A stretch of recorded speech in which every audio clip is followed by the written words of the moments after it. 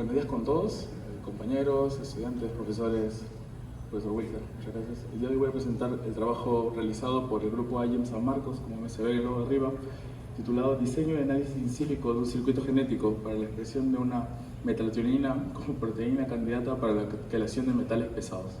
Ese trabajo se realizó en conjunto con el grupo IEM San Marcos, que es un grupo que el año pasado concursó en el concurso de IEM Design League 2022. Apoyado por profesores de la Facultad de Ciencias Biológicas y como nuestro PI o nuestro advisor fue el profesor Gustavo Sandoval, ¿no? Motivo por el que se encuentra su grupo de investigación muy presente dentro de mis diapositivas. Siguiente diapositiva, por favor. Siguiente.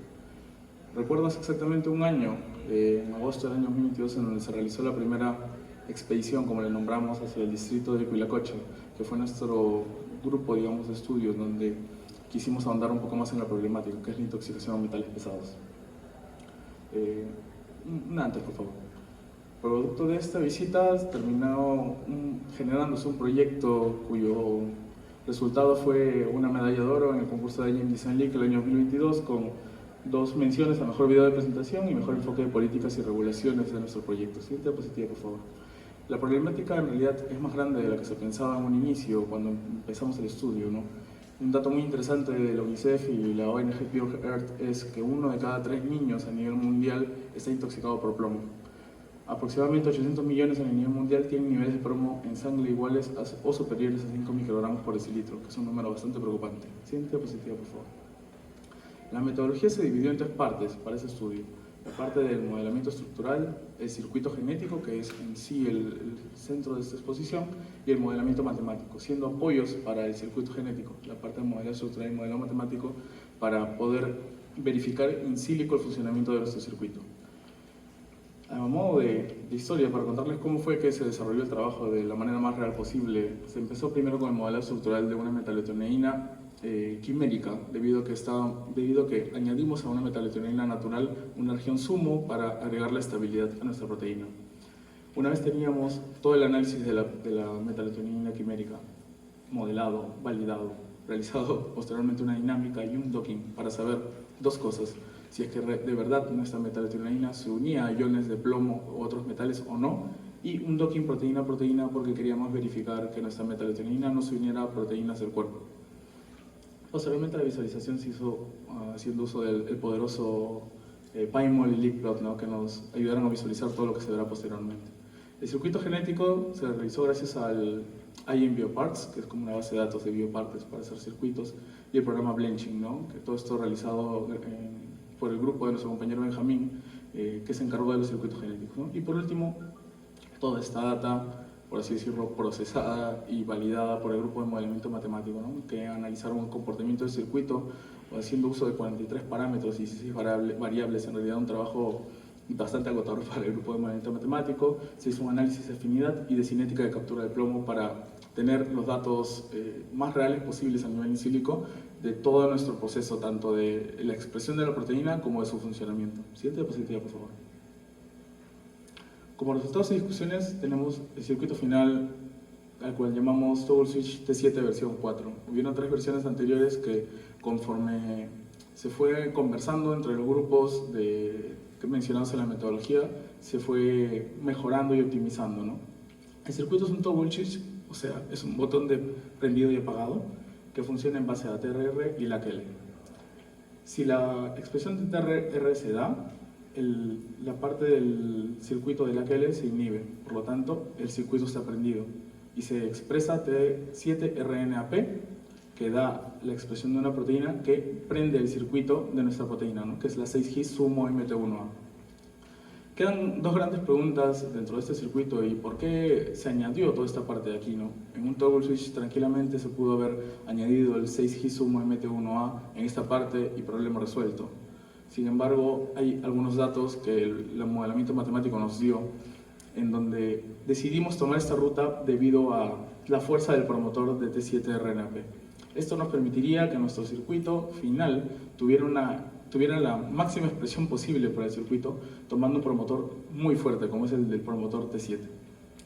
Teniendo esto en cuenta, nuestra CGIS sumo MT1A iba a tener la mejor expresión posible. Sin embargo, esta T7-RNAP en cantidades, si se seguía expresando, iba a ser tóxica para nuestra E. coli, que iba a soportar todo este circuito. Es por eso que se añadió esta unidad transcripcional LIS, ¿no? Que es la controladora de la T7. Siguiente diapositiva, por favor. Siguiente diapositiva, por favor. Estos son los gráficos de nuestras unidades transcripcionales generadas por mi compañero Benjamín Díaz Zamora. Siguiente diapositiva, por favor. 3 unidades transcripcionales para todo el circuito en general. Siguiente diapositiva. Y esta es parte del modelado matemático, ¿no? Es el retrato de la fase del circuito, de la parte del prendido y apagado del toggle switch. Como se puede ver estas dos imágenes, este es un on y este es un off, en donde en cualquier punto de la expresión de lag y de TET se iba a llegar a una estabilidad, tanto para el sistema prendido, que es en donde TET se expresa y inhibe a lag, como para el sistema apagado, que es en donde todo concluye en lag, ¿no? Que es el toggle switch apagado del sistema. Siguiente diapositiva, por favor. Esta es una gráfica también del modelado matemático, de un modelo determinista de la dinámica en el tiempo, de cómo es que iban a cambiar las concentraciones en el sistema prendido y apagado. Eso es lo que nos confirmaba que sí, nuestro sistema toggle switch tiene un botón de prendido y apagado controlado, estable y que funciona en el tiempo, ¿no? Teniendo cuando lag se expresaba un apagado, entonces no iba a haber una expresión de la MT1A, ¿no? Todo el circuito posterior a TET no se iba a expresar. Y cuando el lag estaba apagado, sí se iba a expresar la MT1A, que era lo que queríamos, ¿no? Tener un circuito estable y que nosotros podamos controlar. Siguiente diapositiva, por favor. Se realizaron 3 modelos. Esta es la parte del modelado estructural, ¿no? Que voy a pasarla relativamente rápido. Se realizaron 3 modelos: la MT sola, la MT con la región sumo, que da estabilidad, y la CGIS sumo MT, el mejor modelo que se realizó. ¿Por qué la CGIS? Teníamos que tener un marcaje para poder al final purificar nuestra proteína, ¿no? Siguiente diapositiva, por favor. Realiza un trabajo bastante grande.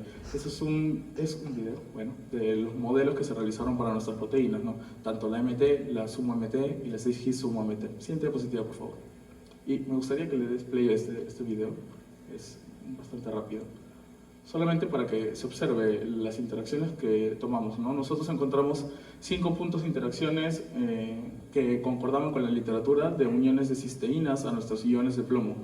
Algo importante que tomar en cuenta, que no se ha detallado tanto en esta parte del estudio, pero que quedó como perspectivas futuras, es que en el análisis estructural encontramos que nuestra metalotinoína no solamente se unía al plomo, sino que se unía a diferentes metales pesados como mercurio, cadmio y hasta zinc. Siguiente diapositiva, por favor. Esta es una gráfica del Metal Binding Site, que es un programa para hacer docking con iones, que te muestra los sitios de unión, ¿no? Los sitios de unión a los metales, y como es que estos sitios de unión que tienen cisteínas son los sitios reportados para metalotinoínas en general. Encontramos 5 sitios de unión con cisteínas que eran los que tenían mayor fuerza de unión, ¿no? Siguiente diapositiva, por favor. Posteriormente se hizo el modelado matemático. Nuestro modelo general del proyecto se basaba en el área del duodeno, porque es el área en donde se hace la mayor captura de plomo por el cuerpo. Entonces dividimos el modelado matemático, digamos que en 2 partes, ¿no? En el tiempo, cuando el plomo está en el estómago y cuando el plomo está en el duodeno. Y es en esta parte, justo en la entrada del duodeno, en donde nuestra metalotinoína se expresa y empieza a capturar el plomo. Por lo tanto, la cantidad de plomo total empieza a descender. Siguiente diapositiva, por favor. Esta es una gráfica de las variaciones de las concentraciones de las especies de MT1A. ¿A qué me refiero? Cada una de las líneas con colores es una metalotinoína unida a una cierta cantidad de plomos. Desde la metalotinoína básica, que no está unida a ningún plomo, hasta las especies con 1 plomo, 2 plomos, 3 plomos, hasta 5 plomos, que fue el máximo de captura que tenía nuestra metalotinoína. Como se puede observar también en el tiempo, la metalotinoína sin ningún plomo, al entrar en la fase del duodeno, empieza a capturar metalotinoínas, ¿no? Haciéndose una captura de los 5 sitios en un inicio y posteriormente apareciendo las demás especies, ¿no? Siguiente diapositiva, por favor. Posteriormente se hizo un análisis de la dinámica de las concentraciones también en el estómago y duodeno, ¿no? En donde se puede observar también cómo es que posterior a tener la metalotinoína en el área del duodeno iba a haber una baja de concentraciones de plomo de hasta 10 a la menos 12, que es en realidad un número bastante aceptable, ¿no? Siguiente diapositiva, por favor. Y por último, la última gráfica, que fue un análisis extra que quisimos añadir al estudio para observar cómo es que iba a ser la dinámica en diferentes tejidos del uso de la metalotinoína, a la cual al final denominamos Capsulec, que si es que en un momento entran a las redes del año San Marcos se lo van a encontrar, en donde se encontraba que para cada uno de los tejidos posterior a un año la cantidad de plomo que iba a haber en concentraciones iba a disminuir. Esto es otro dato muy importante, debido a que la mayoría de estudios para terapias de desintoxicación de plomo no se realizan en la misma zona de exposición. Posterior a un año, si es que una persona deja de tener exposición al plomo, la gráfica se mantiene de la misma forma. Este es un precedente para tener en cuenta que todas las terapias de desintoxicación deberían, en el caso de que la persona no vaya a terminar saliendo de la zona de exposición, debería realizarse en la misma zona de exposición, porque no tendría sentido hacer una terapia fuera de su zona en donde va a vivir toda su vida y que posterior a un año los valores sean iguales, pero luego termina aumentando en el resto del tiempo que va a estar expuesto. Siguiente diapositiva. Y para terminar, como conclusiones, la primera, bueno, en realidad el proyecto es relativamente grande, entonces hay un poco más de conclusiones que están aquí, pero con relación al circuito, logramos tener un circuito que sobreexpresaba nuestra MT1A, que tenía una expresión controlada del toggle switch y que tenía estabilidad en el tiempo.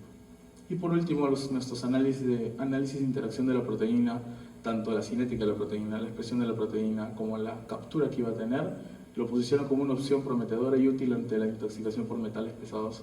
En un inicio por el plomo, que es el análisis que hemos realizado nosotros, pero podría ampliarse el análisis a distintos metales pesados. Siguiente diapositiva, por favor. Y por último, agradecer, ¿no?, a todo el equipo ahí en San Marcos, todas las personas que colaboraron en el proyecto y también a los profesores, a nuestro advisor Gustavo Sandoval, a unos de nuestros mentores, el profesor López, al profesor Wilser, que está aquí presente, que también es uno de nuestros mentores que nos ha ayudado a centrar el proyecto, al profesor Pedro Pesantes, que nos ayudó en el área de modelado matemático, y a los investigadores Reinaldo Ponce y Adrián Herrera, que también nos ayudaron en diferentes áreas, ¿no? Y por último, a todos mis compañeros, algunos aquí presentes y con paneles afuera, que también han sido parte de este grupo, ¿no? Siguiente diapositiva, por favor. Muchas gracias. Es que hay alguna pregunta que estoy presente para responderla, ¿no?